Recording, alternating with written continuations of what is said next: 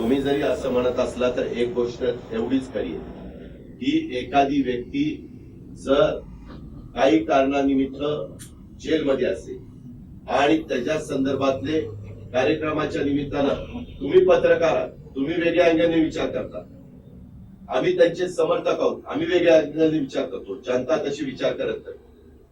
जनता हे वेगळ्या अँगलने विचार करत असते. त्याच्यामुळं अशा प्रकारच्या घटना घडल्यानंतर पक्षाला तिथं जे योग्य असतं, कुणालाही पक्षाने बाजूला केलं किंवा असं काही केलं असं समजण्याचं कारण आहे. पक्षाने ज्या पद्धतीनं यामध्ये प्रयत्न करायला पाहिजे होता तो सगळ्या स्तरावर प्रयत्न त्या ठिकाणी झालेला आहे. माझी पण स्वतःची इन्क्वायरी चाललेली, गडकरी साहेबांची पण इन्क्वायरी चाललेली. आम्ही चौकशीला आम्ही कायद्याचा घटनेचा आदर करणारे कार्यकर्ते आणि प्रत्येकाने तो केला पाहिजे. त्यांनी विचारलेल्या प्रश्नाला आम्ही उत्तरं दिलेली. त्याच्या संदर्भामध्ये काही पुढं काय करायचं ते त्यांच्या पद्धतीनं त्या ठिकाणी करतात. या प्रकारच्या सगळ्या गोष्टी चाललेल्या आहेत.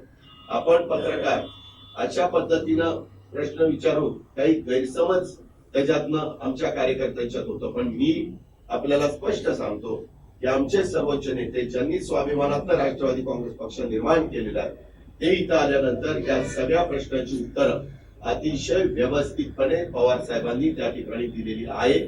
आणि पक्ष हा पुढे चालत असतो. मी आर पाटलांचं पण उदाहरण त्या ठिकाणी दिलं. आर पाटील आज नाहीये, परंतु त्यांच्या पत्नी आज तिथं काम करतायत, त्यांची मुलगी आज तिथं त्या ठिकाणी काम करते. बाकी